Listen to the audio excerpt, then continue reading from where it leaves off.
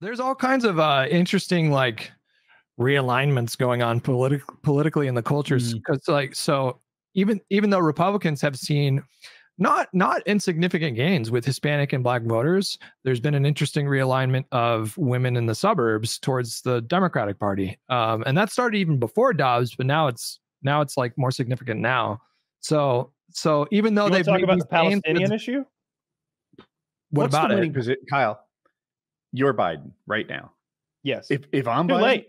I have no idea what to do. I can't please everybody. It's a no-win situation. Absolutely no-win situation. What's the closest to a win you can manage? Kyle's good at this. He's out there waist deep in the fucking bog right now. He already stepped in it, so to speak. But with his initial sort of inaction and then that sort of back and forth nonsense.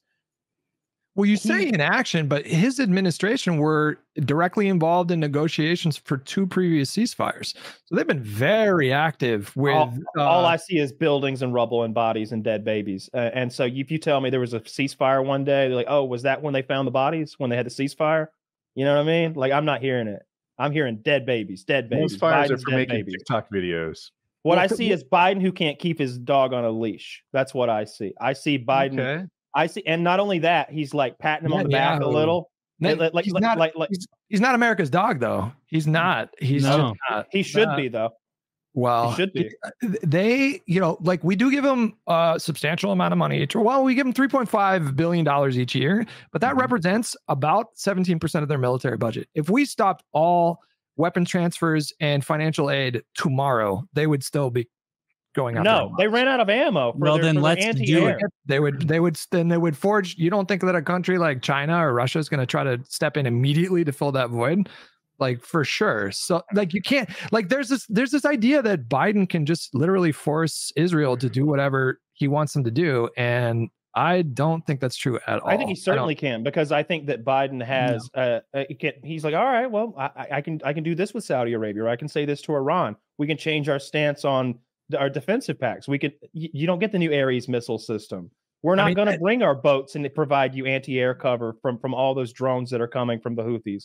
You know how many drones we shot down with our $13 billion fleet that we rolled up for him? Are you talking about the Iron Dome right now? No, I'm talking about the United States sent a fucking aircraft carrier fleet over there and parked there to carrier group and parked there and shot drones down for weeks, and they're still shooting them down. Look, I think they should be our dog, because we give them tons of money. Look, I'm those pro-Israel one here. We get fucking nothing. No, that's not true. That's not true. We get hated by the world and embroiled in conflicts that we shouldn't be in. Did you say we give them nothing? No, we get nothing. No, we have from it. Yeah. So first thing, they share that they're an intelligence partner with us, so they share their intelligence with us, which is huge. That's like not why did you do that, Woody? Is it worth being the largest recipient? I want something a little more concrete. Like I watched a YouTube video that was explaining that America exports security, and by that I mean like we spend a lot on our own military, and everyone in NATO knows that we'll protect them if shit goes wrong. And then in exchange, we get really hard to define, hard to monetize, hard to understand goodwill. I don't know what kind of trading that gets us, how much better Apple and Cisco and GE are doing because of this security export, but it seems like not a lot, that it's like an IOU that we get in exchange. So when I hear that they're a security or an intelligence partner, that's just one aspect, though. I mean, I place very little value. Like, their intelligence is not what the legends say it is. October 7th proves that. So, like, I don't know. If Israel wasn't our intelligence partner, would there be any difference at all? They had intelligence of October 7th. The problem is they were stretched too thin. They had diverted a lot of their troops over to the West Bank, and there was ineptitude when they were like reading the intelligence. And so it was like America. We had a heads up that September 11th was going to happen, and we had a similar kind of like lapse in intelligence where they just ignored the threat and it happened. And then some people think that Bush did 9/11, but it's not like America is helping this country or that country because we're this fucking altruistic pro-liberal democracy force. We don't do these things out of the goodness of our hearts. We do it because it benefits the national interest. As much as I don't seek think it it out, does. though, I can't find where we're getting a good deal, or how this works out for us. We spend now you're sounding like trillions, Taylor. Are you? and we Yeah, get well, millions. Yeah, the American Well, people the do difference not is that benefit from our I relationship have this with strong Israel. sense of right and wrong that dictates my foreign policy. And that's why I'm pro-Ukraine, right? The Russians took over a country that didn't belong to them. They're raping the women. They're stealing the children, if that's true. But they definitely don't belong in Ukraine, right? I'm very suspicious of all the propaganda. I watch both sides and I don't know. Anyway, but I'm still pro-Ukraine, even though it doesn't benefit America, because I'm pro good guys, right and wrong, etc. In Israel versus Hamas, it's not as clear to me. I'd rather just let two assholes fight each other and stay away. Well, I don't think we get anything beneficial to actual Americans here, like raising families and working jobs, by supporting Ukraine or Israel in these insane ways. It's not beneficial. It's not helpful to us. It makes us enemies all over the world, particularly in the instance of Israel currently. Like it's not a net benefit for us. And I agree with Woody in that this ethereal promise of intelligence that we probably have a better version of already is not sufficient to be like, oh, well, then, give them write a check for the house. American taxpayer money straight over. I think you guys are underselling the importance of like sharing intelligence with our like global. Are you doubting partners? my expertise in Israeli intelligence?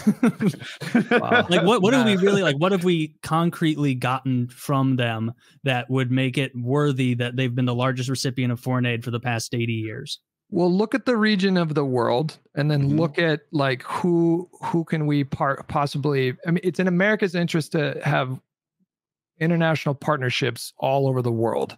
To benefit our economic structure, to maintain stability, to maintain liberal democracy in countries all over the world. Like it's not just because we do it because we care. It's because it serves our interests. And when you look at that region, like like we have this kind of like tense friendship with Saudi Arabia now, maybe, but who else are we going to be partnering up with? Iraq, Iran, like Yemen, like Oman, like and so like just geographically. They're a very important foothold for American interests in that region. I'm not saying I necessarily look. I just want to clarify. I'm telling you what I think like a foreign policy expert would say. I don't necessarily disagree that we're too entrenched in certain conflicts. I'm just saying that. I wonder if Israel will be our friend a little cheaper, right?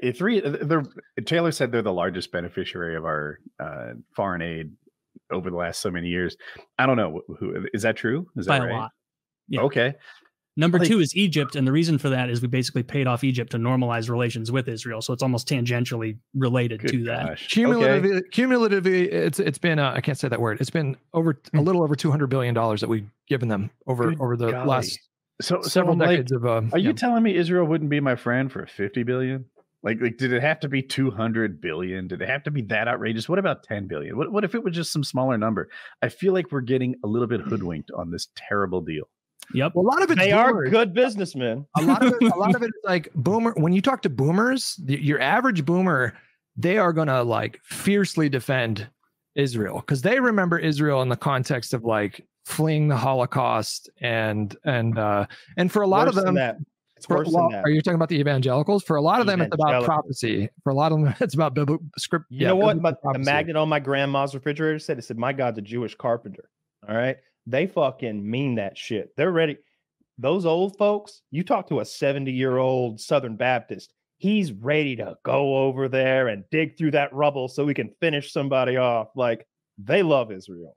Okay. Yeah. And they're literally waiting for the end of times. And that's a not insignificant amount of Americans where they support Israel for that explicit reason. But for a lot of old people, like it's like a cultural, like, it's just, they're a product of the times in Israel. That was like a big fucking deal in 1948 when the United Nations partitioned that land. It was seen as like, it's huge for them. When did they bomb our ship? Was that 64? Are you talking about the Gulf of Tonkin right now? No, that's Vietnam false flag. I'm talking about when the Israelis attacked that United States naval vessel and like bombed it. The USS Liberty. Yeah. Well, was that 64? 50s or 60s.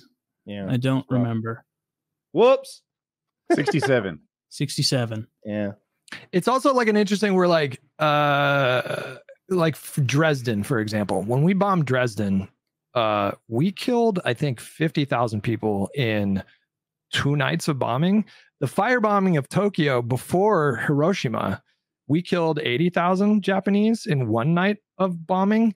And so I think what's interesting now is like if we would have had cell phones back then, you know, what would the public's response have been? Because we were cheering that on here domestically. Dude, in my lifetime, I've watched war coverage get so much more real and accurate. Now, there's always been propaganda, and there still is. More gruesome. But the first invasion of Iraq was the first one where we had like real-time satellites, right? People weren't using film and mailing the film back to America to be edited and approved and put on television. Instead, it was like a real-time conversation with this weird delay, you know, between anchors at CNN and Geraldo Rivera in the sand. And since then, it's gotten way better. Now every freaking soldier has a GoPro on his head. We're walking through the trenches, showing his highlights on TikTok. Yeah, and I'm glad you mentioned Geraldo. He's the one who gave away like troop positions or movements or something to fucking CNN while they were happening. He got in a lot of trouble for that, or at least a lot of like public trouble. I don't know if I'm sure someone went and talked to him.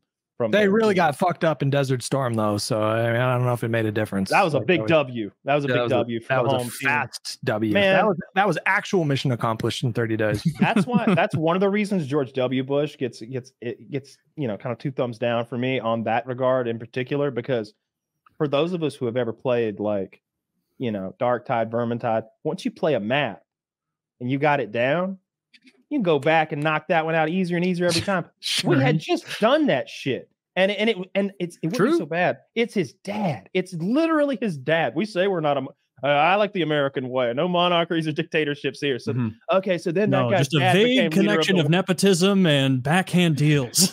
So a few years later, that man's father became leader of the world for 8 years. But then after that, the other guy's wife tried and almost made it. And it's like, I don't know. It seems like we've got just a little monarchy of our own making. And like, I love that Kennedy's name still means something. I have to hear about his aunts and uncles and cousins and nephews and shit. True. Like they've got that magic touch of like, what, you're going to take us to the moon? You're gonna start laying that accent on us? Like Biden, you know, breaks the royalty. I guess Obama broke the royalty trend, right? He wasn't attached to anyone. He just made it through good grades. Well, fuck, Clinton did too. And charisma. He was, you know, Obama was like the best orator. Yeah, good grades. His charisma doesn't work on that. When he gets to the presidency through good grades. Well, yeah, he was a Rhodes Scholar. He was fucking smart. Yeah. Nobel Peace Prize winner. Yeah, Bill Clinton was a Rhodes Scholar, and it was a big part of how he got to where he was. How many Rhodes Scholars are there a year? I'm genuinely asking.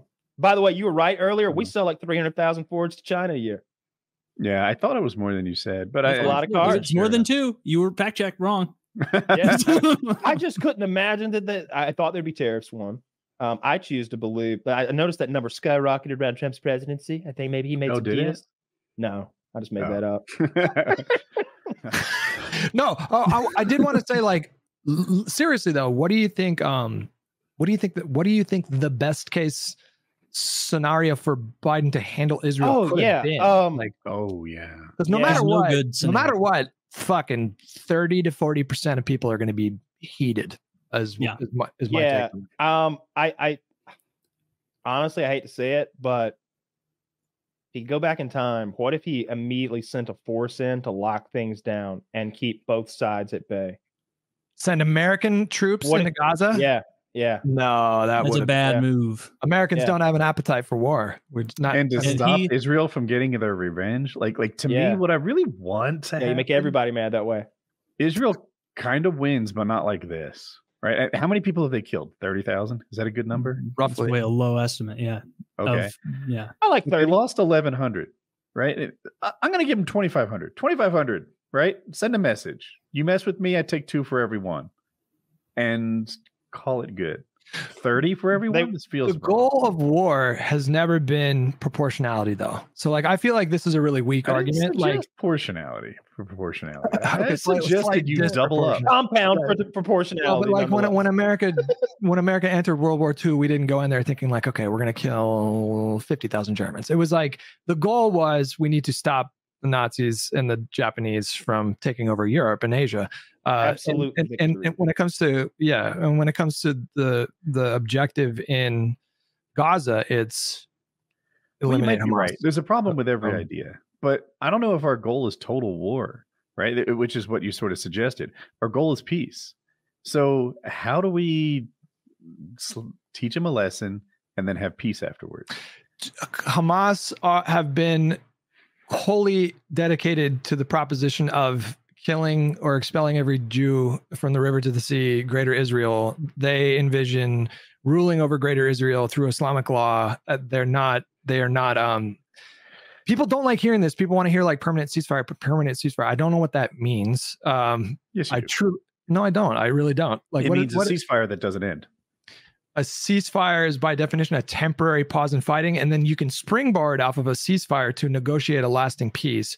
I don't know how you negotiate a lasting peace with a group whose explicit goal is the destruction of your country. That's where it gets kind of dodgy. And I'm not saying I'm comfortable with the level of force that's been used in Gaza. That's not what I mean. And especially, and like blocking humanitarian aid is abhorrent, obviously. I mean, yeah.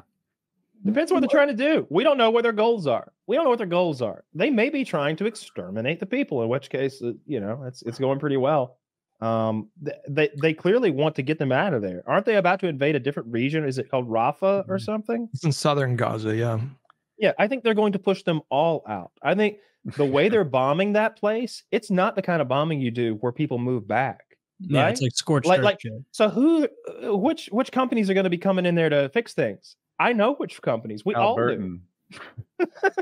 Like it'll be Israeli companies who come to rebuild that place because that is going to be Israeli territory. So they're not going to abandon it. What Netanyahu said his goal was, and it's a joke.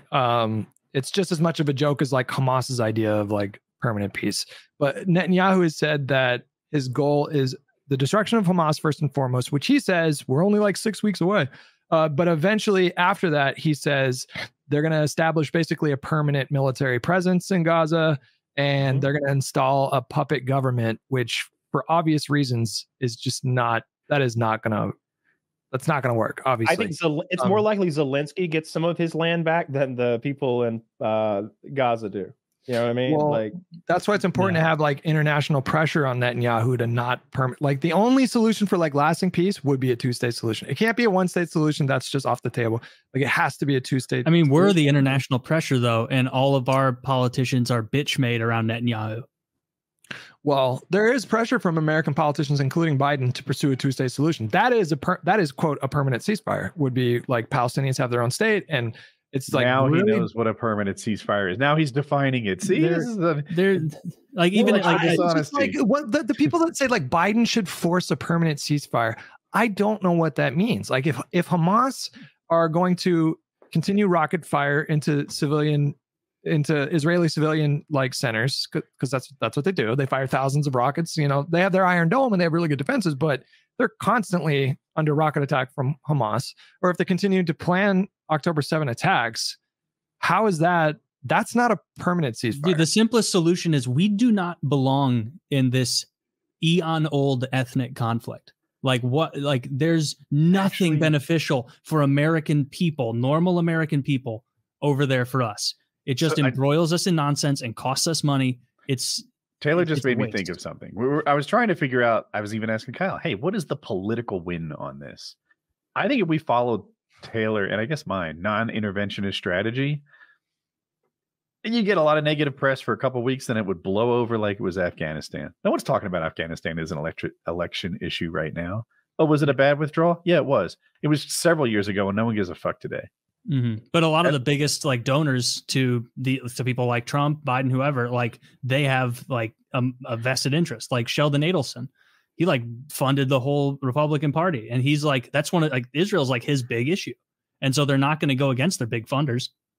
Well, they're also like very pro-Zionism too. So like they're they don't really need poking and prodding. Like Biden himself is he's like a self-described like proud Zionist, which is kind of like an outdated term, but like, yeah, I mean, I feel like there's if you do nothing, if you don't put any pressure on Netanyahu, if you don't put any pressure on Israel, then for sure they're just going to they're going to try to just drive them out of that region together. And there's no. I saw an Israeli rap video today. It was like a lady Israeli rapper. And and she's talking about like blowing up Palestinian houses. She's like, "I'll blow up your house for free." That was one of the rap lyrics. I'm sure it rhymes in her language. In Israeli. She was being real mean about it. Yeah, it was all that propaganda is not helping them. Like them doing like fun selfies in Palestinians' homes and stuff. It's just, man, it's like I think it plays back home though. It does, and right now, like the overwhelming majority of Israelis support the war effort in Gaza right now, but as far as the rest of the world, the only winning move is not to play in issues like this. And this is there. It's losses around the board. Who knows if it's even possible to not play, given how embroiled our politicians are, being funded by people who have vested interests in different countries. But like, it's not good for us as people. Us better like stated, I think the best move is not to play, because you're still going to lose. You're going to lose Sheldon Adelson, for example. But it is probably the best move. For American people, it's the best move. For a politician trying to get elected, they're going to do the behest of whatever the pet project of their biggest donors are. That's why you need managed democracy. You vote, but then an algorithm interprets your vote and the outcomes that you would like. And then it throws that away. Now we're getting, it does what it's told. No, we can go back to Zuckerberg, Kings. we trust. No, let's go back to Kings. I'm okay with Kings. Which family? I think a slight majority of Americans still support aid to Israel right now. So it's not like so cut and dry. Obviously, there's a huge chunk, especially of like young Democratic voters that are obviously like very much against this war or against this against aid. So I don't know, like what Biden is currently doing. We're like now, I guess he's like leaking to the press that he's considering conditioning aid on certain things, which I think would be a step in the right direction. But I don't know if he can ever get back the. Yeah, they're not going to condition. He needs to change the topic. Pissed, bro. I don't know how to change the topic, how to get people talking about what you want. But if this was about Dobbs and this was about Trump's rape cases and other criminal cases, then that helps Biden. For this to be about Israel is not the win that he needs. It's just like the Israel thing is the biggest thing happening in the world right now. Trump and so like everything is going to. No, Trump like he will say he does. In day one, he'll fix it. He has a plan. I'm not telling you, but I'll fix it in one day. Like I don't understand because then you wouldn't hire me. Like I don't think it's going to hurt Biden that much in the long run if he ends up running like the whole Israel thing, because it's like Trump is just as pro-Israel as Biden. Probably more so if possible, like or at least the same amount. Like so it doesn't play. He personally beefs with Netanyahu. Like him and Netanyahu they're no longer best pals, but Trump was asked recently, what would you do in Israel? And he just simply said, well, they need to finish the job. Like he would not be pushing for humanitarian aid. He would just tell Netanyahu, like, Gaza is yours. We're not going to even rhetorically oppose you for doing that. So yeah, got to get out of there. Yeah, I think that the big problem is like, especially up there in the Rust Belt, you have a lot of Arab voters and Muslim voters. We've got friends who are up there in Detroit, who are Muslims, who are immigrants, Minnesota too, and they do not. I asked my buddy, I was like, "What does your dad think? What do your uncles think?" And I was like, "Oh, they don't like Biden. They hate him." And that was a good like fish. Trump anymore.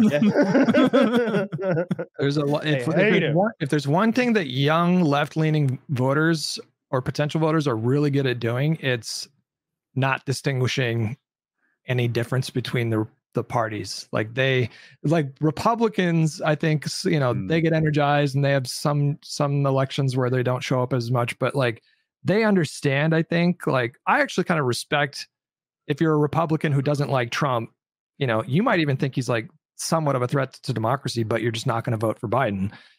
We're talking about people that have like specific policies in mind and they don't want, what they look at when they say the Democrats, they just find it totally unacceptable.